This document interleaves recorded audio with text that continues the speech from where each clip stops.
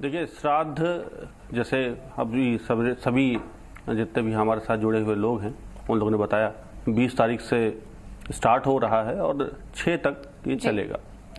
जैसे अक्सर कहा जाता, इसमें जो शुरुआत होती है वो होती है जब हमारा भाद्रपद आता है, उसकी पूर्णिमा से शुरुआत होती है और जो अश्विन माह का अमावस्या है तब तक ये श्राद्ध चलता है।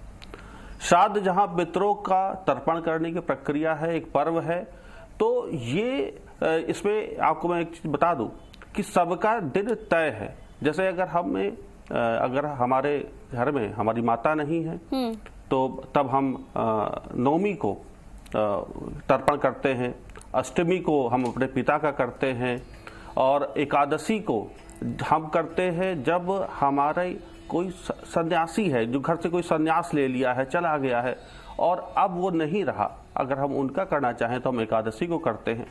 चतुर्दशी को हम तब करते हैं जब हमारे घर पे लगता है कि कोई ऐसा व्यक्ति रहा जो अकाल मृत्यु हो गई, अब वो नहीं रहा, जलने से, दुर्घटना से या किसी तरह से कोई वाहन से टकरा करके मृत्यु हो गई, या कुल मिलाकर के एक ऐसी अकाल मृत्यु जब होती है हमारे परिवार में किसी की, या ऐसे भी होते हैं जो हमारा कभी दोस्त रहा जिसको हम नहीं जानते, हम उसकी मित्रों की भी हम चतुर्दशी को करते हैं, अमावस्या के दिन करते हैं। और ये जितने भी दिन हैं ये तय है। साथ में आपको एक बात और बता दें, जो हम लोग जब हम तर्पण करते हैं तो इसके भी 3 भाग हैं, वर, अवर, मध्यमा। हम अपने जब पितरों की तर्पण करते हैं तो उनकी उसी क्रम से करते हैं, उनकी वरिष्ठता के आधार पर करते हैं। इसी तरह जब जितने दिन हैं हमारे पास 16 दिन होते हैं, 15 दिन होते हैं, इन दिनों में सबके दिन तय होते हैं। एकादशी, द्वादशी, त्रयोदशी, चतुर्दशी सबके दिन तय हो करके उसमें हम अपने पूर्वजों का तर्पण करते हैं।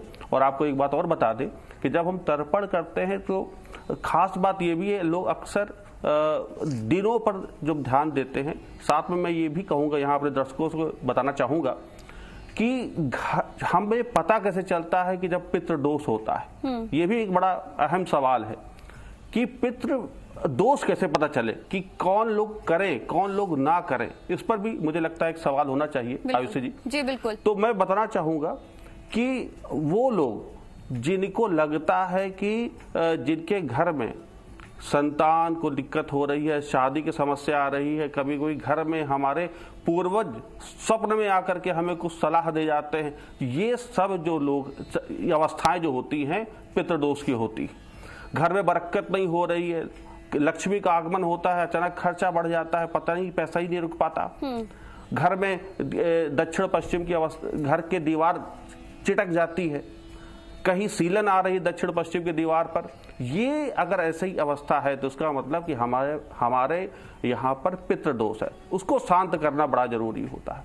और हमारे एक अभी ज्योतिषाचार्य जी ने कहा, पीपल को जल देने की बात की। चलिए।